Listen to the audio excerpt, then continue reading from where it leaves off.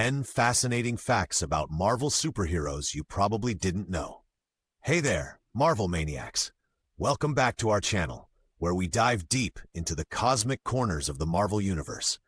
Whether you're a gamma-irradiated genius or just a friendly neighborhood fan, we've got something special for you today. Ever think you know everything there is about your favorite superheroes? Think again. We're unearthing 10 fascinating facts about Marvel superheroes that even the watcher might have overlooked. From behind-the-scenes secrets to mind-blowing character backstories, we're stepping beyond the multiverse to bring you insights that'll make you say, "I understood that reference." So strap on your armor, ready your enchanted hammers, and let's get this Quinjet off the ground. But before we embark on this epic journey, make sure to smash that like button, subscribe for more legendary content, and ring the notification bell so you never miss an update. Ready to assemble? Let's dive in. The first Marvel superhero. Our adventure kicks off at the very beginning of Marvel history. Did you know that Marvel's first superhero wasn't Spider-Man, Iron Man, or even Captain America? Meet Namor the Submariner. Debuting in Marvel Comics #1 in 1939, created by the visionary Bill Everett, Namor predates most of the iconic heroes we know today. Namor Mackenzie is a hybrid, half Atlantean, half human, with powers that include superhuman strength, flight, and aquatic abilities. But what's truly fascinating is his role as one of comics' first anti-heroes.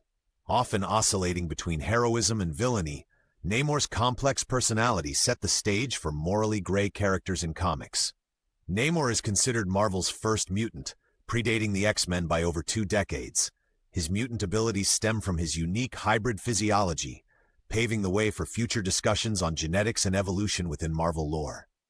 Despite being a cornerstone of Marvel's golden age, Namor remains under the radar for many fans. His impact is undeniable, influencing storylines, alliances, and even battling alongside or against teams like the Avengers and the Fantastic Four. With rumors swirling about his potential appearance in the MCU, Namor might just swim back into the spotlight. Spider-Man was almost rejected. Can you imagine a world without Spider-Man? It's a scary thought, but it almost happened. In the early 1960s, Stan Lee wanted to break the mold by creating a teenage superhero with everyday problems. Enter Peter Parker, a high school student dealing with homework, crushes, and supervillains. When Stan pitched the idea to his publisher, Martin Goodman, it was met with a resounding no. Goodman believed that teenagers could only be sidekicks and that people hate spiders, so a spider-based hero seemed doomed to fail. Undeterred, Stan snuck Spider-Man into the final issue of a failing series, Amazing Fantasy #15 in 1962. And guess what? It became one of Marvel's best-selling comics. Readers connected with Peter's relatable struggles and moral dilemmas, proving that superheroes could have real-world problems. This success revolutionized the industry, opening doors for more complex and nuanced characters. Spider-Man's iconic mantra, "With great power comes great responsibility," has since inspired generations. If Stan hadn't trusted his instincts, we might have missed out on one of the most beloved heroes of all time. Wolverine's intended origin. Snicked! Let's talk about Wolverine, the gruff mutant with a mysterious past. But did you know that Wolverine was almost written as an actual Wolverine turned into a human? Yes, you heard that right. When Len Wein and John Romita Sr. introduced him in The Incredible Hulk #180 in 1974, one concept was that he was a mutated Wolverine evolved by the High Evolutionary. This idea was fueled by his code name, animalistic behavior, and fierce temperament.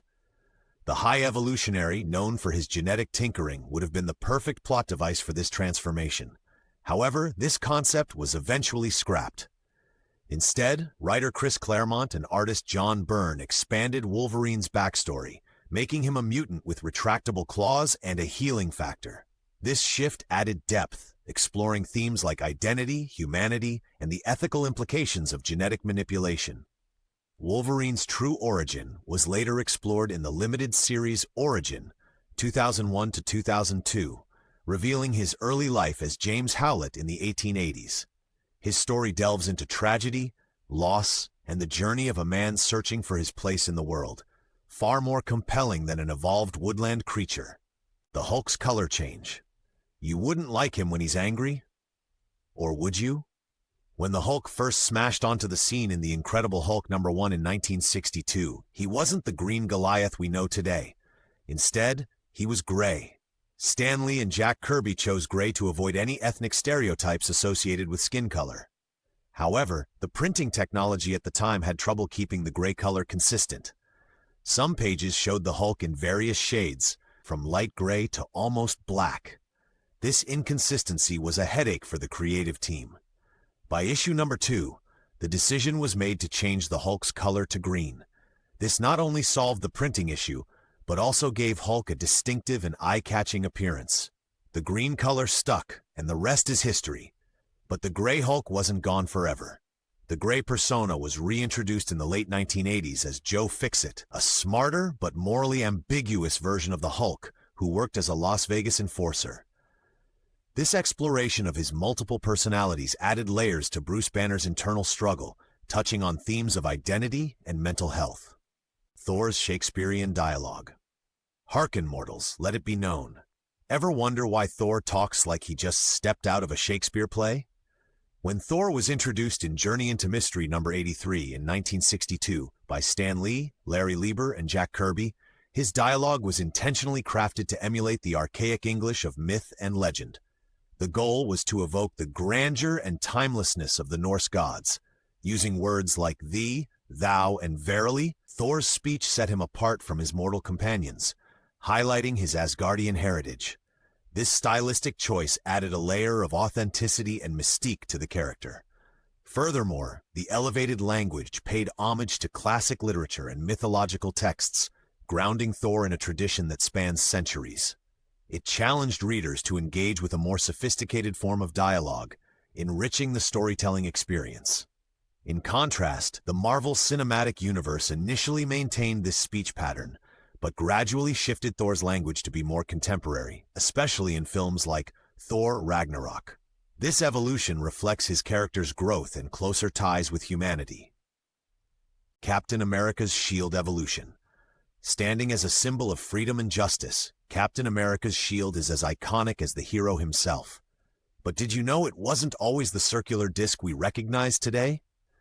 In Captain America Comics #1 in 1941, Cap's shield was actually badge-shaped, resembling a medieval heater shield.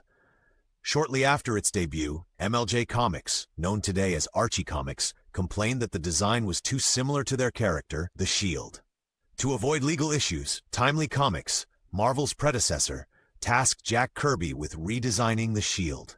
The result was the sleek, circular shield introduced in issue #2, which not only resolved the dispute but also became a superior defensive and offensive weapon. The circular design allowed for dynamic action sequences where Cap could throw the shield, taking down multiple foes in one swoop.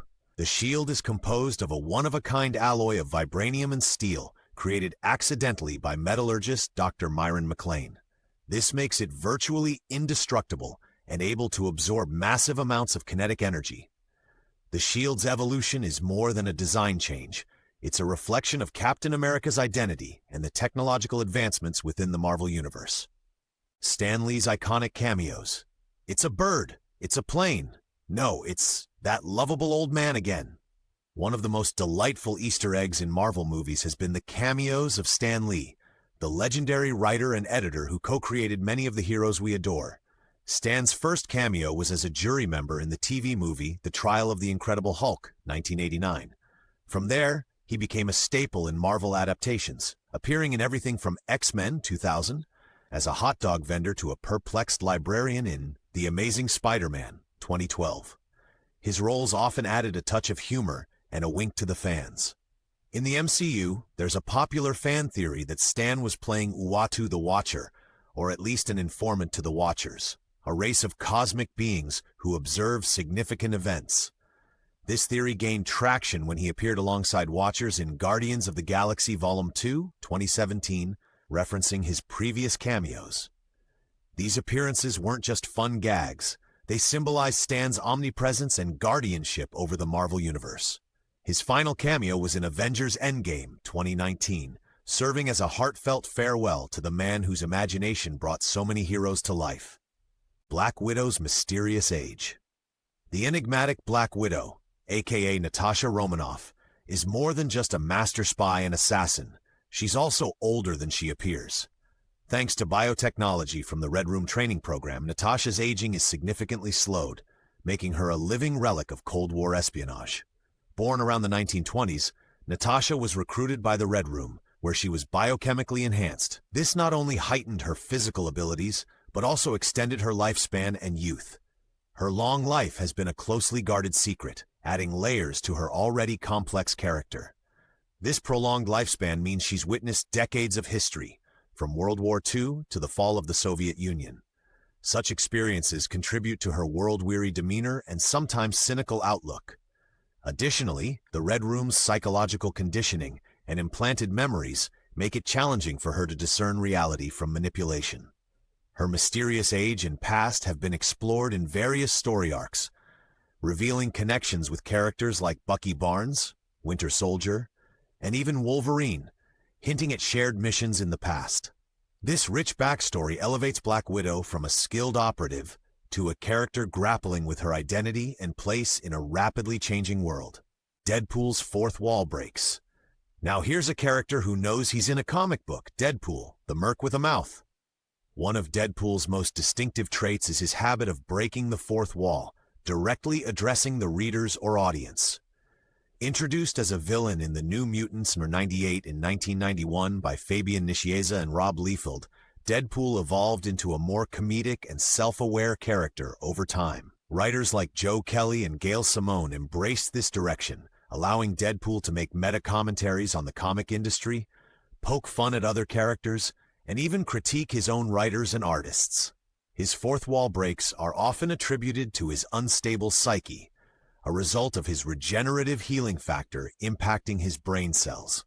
This gives him a unique form of comic book awareness, setting him apart from other characters. This narrative device opens up innovative storytelling possibilities, blending humor with action and allowing for satirical takes on serious subjects.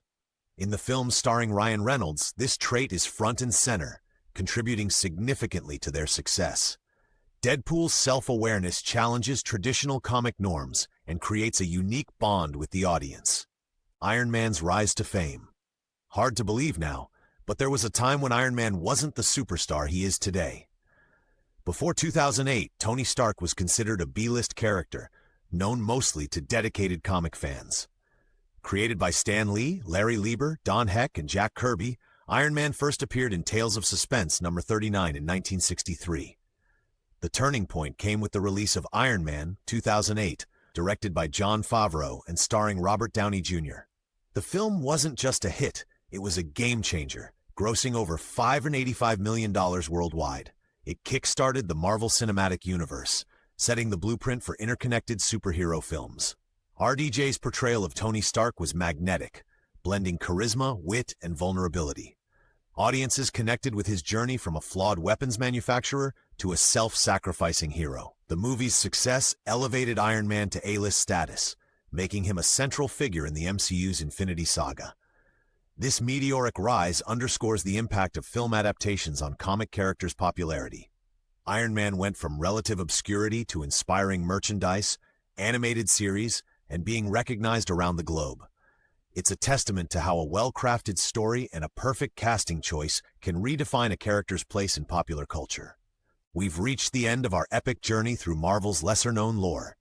From the depths of Atlantis with Namor to the meta-madness of Deadpool, we've uncovered secrets that showcase the richness and complexity of the Marvel Universe. These stories remind us that behind every iconic hero or villain, there's a world of creativity and history waiting to be explored. If you enjoyed this deep dive, and let's be honest, we know you did, make sure to like, subscribe, and share this video with your fellow Marvel enthusiasts. Let's spread the love and the knowledge. But don't let the conversation stop here. Drop a comment below with your favorite obscure Marvel fact, or let us know which topics you'd like us to tackle next. Should we explore the multiverse of madness, or perhaps delve into the cosmic entities that govern reality? The possibilities are endless. Thanks for joining us, and until next time, keep your comics bagged and boarded, and your minds open. Excelsior!